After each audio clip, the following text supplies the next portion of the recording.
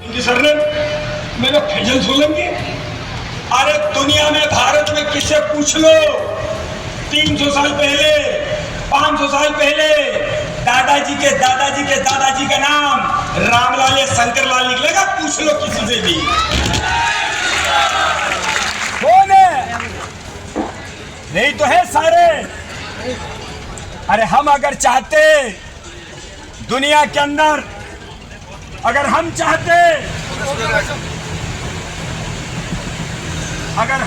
और तलवार लेकर निकल जाते, चाणक्य और चंद्रगुप्त अगर निकल जाते तो हम भी दुनिया को मार मार के हिंदू बना सकते थे।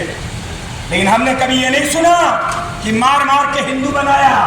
हमेशा लोग यही कहते हैं मार मार के मुसलमान बनाया। और इसलिए विश्व हिंदू परिषद सबका स्वागत करती है। अभी 4 दिन पहले मुजफ्फरनगर में मैं गया था। एक यशवीर जी महाराज हैं, वो हर महीने हर हफ्ते जिनको अपने पूर्वज याद आ जाते हैं, जन्म पत्री खंगाल के 300 साल 400 साल पहले 8 परिवार 90 मुसलमान हिंदू घर में भी परसों लौटे हैं। हम उनका सब हृदय से स्वागत करते हैं, क्योंकि कोई भी मजबूरी में नहीं बना, कोई भी मन से नहीं बना, सब मजबूरी में बने हुए हैं।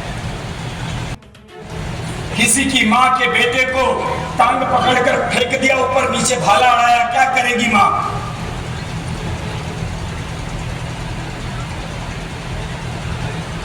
और इसलिए ये हिंदू अजन्मा है, और जो अजन्मा होता है वो अविनाशी होता है। और इसलिए दुनिया के लोगों, हम हिंदू न कभी पैदा हुए और हम हिंदू न कभी मरेंगे। मरेगा वो जो पैदा हुआ है। कौन कौन पैदा हुआ है दुनिया जानती है। आप देख लो 4 दिन पहले पाकिस्तान के अंदर बम ब्लास्ट हुआ, बलूचिस्तान में। बताओ बम फोड़ने वाला कौन, मरने वाला कौन? चलो अफगानिस्तान में चलो, तालिबानियों ने मारे वो कौन? तालिबानियों को मारा वो कौन? चलो सीरिया में मारने वाले कौन? मरने वाले कौन? चलो लीबिया में मारने वाले कौन? मरने वाले कौन? हम हिंदू अमर हैं। दूसरा, ये भारत अमर है। मानुष तन पावा सुर दुर्लभ कह ग्रंथन गावा। बड़े भाग्य हमारे कि भारत माता की गोदी में हमारा जन्म हुआ है। जिस धरती पर जन्म लेने के लिए दुनिया के लोग तरसते हैं, ईश्वर ने जिसको बनाया। ये देखो चित्र भारत माता का। दुनिया में कोई देश ऐसा है जिसका चित्र हो? दुनिया में कोई देश जिसकी प्रतिमा हो? और दुनिया में कोई देश ऐसा है जिसकी मूर्ति हो? और दुनिया में कोई देश ऐसा है जिसको लोग मां कहते हो? कभी अमेरिका माता की जय सुना? कभी जापान माता की जय सुना? कभी चीन माता? हो भी नहीं सकती। मां तो केवल हमारी है, और उस भारत माता की जय कहने हमस के शिकार से जो सनातन खत्म नहीं हुआ, औरंगजेब के धर्मांतरण से, वो सनातन क्या खत्म होगा? तुम जैसे गद्दारों से।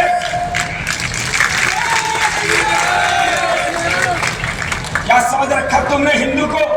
हिंदू की तलवार कोई कमजोर पड़ गई है?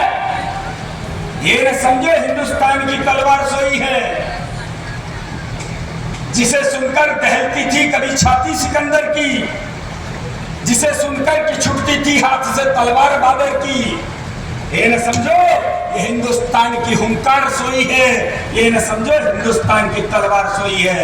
ये बजरंग दल की शौर्य जागरण यात्रा हिंदू समाज के युवाओं में शौर्य और पराक्रम जगाने के लिए यात्रा है। क्या है सनातन धर्म?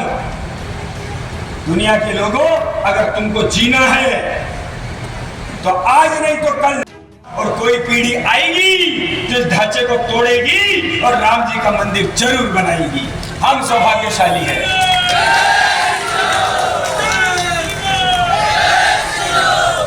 तो उस जमाने में भी एक नारा लगता था, तेल लगाओ डाबर का,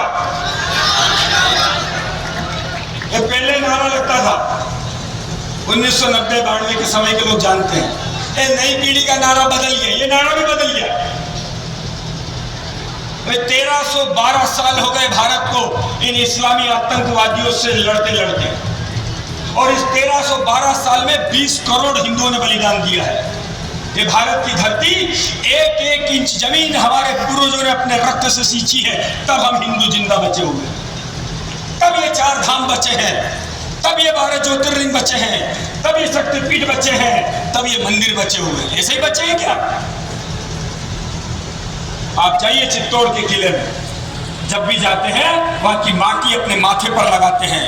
भारत की नारियों ने 16,000 बहनों ने जय हर कहकर अग्नि प्रवेश करके जोहर कर लिया, लेकिन इन दुष्टों को अपने शरीर को हाथ नहीं लगाने दिया।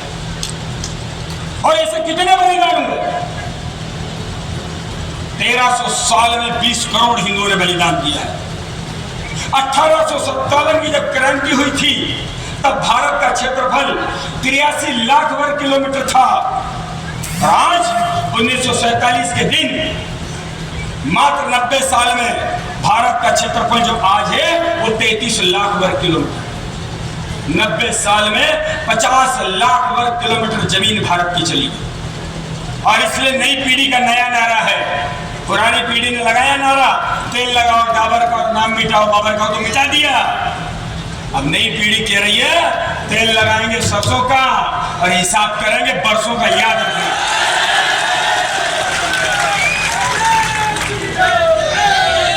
और इसलिए मैं सूर्य जागरण यात्रा का उद्देश्य संक्षेप में बताकर अपनी बात पूरी कर देता हूं। 5 प्रमुख कारण है सूर्य जागरण यात्रा के। अपने पूर्वजों के पराक्रम से परिचित हो,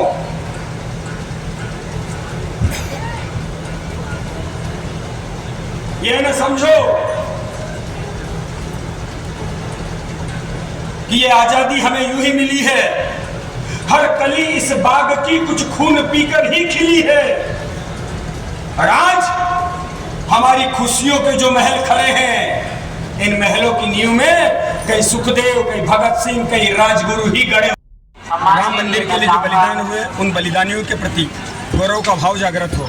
हमारे महापुरुषों के इतिहास को युवा समझे, जो पुस्तकों में नहीं पढ़ाया जाता। दूसरा, अपने धर्म, अपनी संस्कृति, अपनी परंपराओं के प्रति श्रद्धा पैदा हो। कि आज इस देश के अंदर कोई कह रहा है हिंदू धर्म धोखा है, कोई कह रहा हिंदू धर्म है ही नहीं, कोई कह रहा सनातन को खत्म करेंगे, तो ऐसे लोगों से कुछ होने वाला नहीं है। लेकिन हमारे हिंदू युवा अपनी संस्कृति और अपने धर्म को जाने। तीसरी जो बात है, नशे से दूर रहकर बलशाली शरीर बनाकर अपने देश के लिए जीवन जिए, ये तीसरी बात है। चौथी बात, जो आक्रमण इस देश के ऊपर हो रहा है हिंदू समाज पर, वो हिंदू समाज को जातियों में, उपजातियों में, महापुरुषों को आपस में बांटकर लड़ाने का है। हिंदू समाज को, खासकर युवाओं को इन सब षड्यंत्रों से सजग सावधान करते हुए, हम सब हिंदू हैं, भारत माँ की संतान है, एक है, राम हमारे हैं और हम सब राम के हैं, ये भाव। और चौथा, सारे हिंदू युवा एक उद्देश्यपूर्ण जीवन जिए, अपने लक्ष्य को तय करें और उस लक्ष्य के लिए जो करना पड़े, जो बलिदान करना पड़े, जो परिश्रम करना पड़े वो करें। हम केवल फोकट में आराम न करें, हम पराक्रम करें, पुरुषार्थ करें और दुनिया में भारत को सर्वश्रेष्ठ देश बनाए। इन बातों को सर, माना जा रहा है कि 2024 से पहले इस यात्रा को जो निकाल करके जो एम फैक्टर है उसको कहीं ना कहीं जो प्रभावित करने की कोशिश जो की जा रही है। देखिए, कौन सा ऐसा साल होता है जब देश में किसी राज्य में चुनाव न होते हैं? तो ये तो देश में हर साल किसी राज्य में चुनाव होते रहते हैं। लेकिन राम मंदिर की प्राण प्रतिष्ठा ये तो अभी हो रही है और इसलिए इसका संबंध राम मंदिर से। बहुत बहुत धन्यवाद।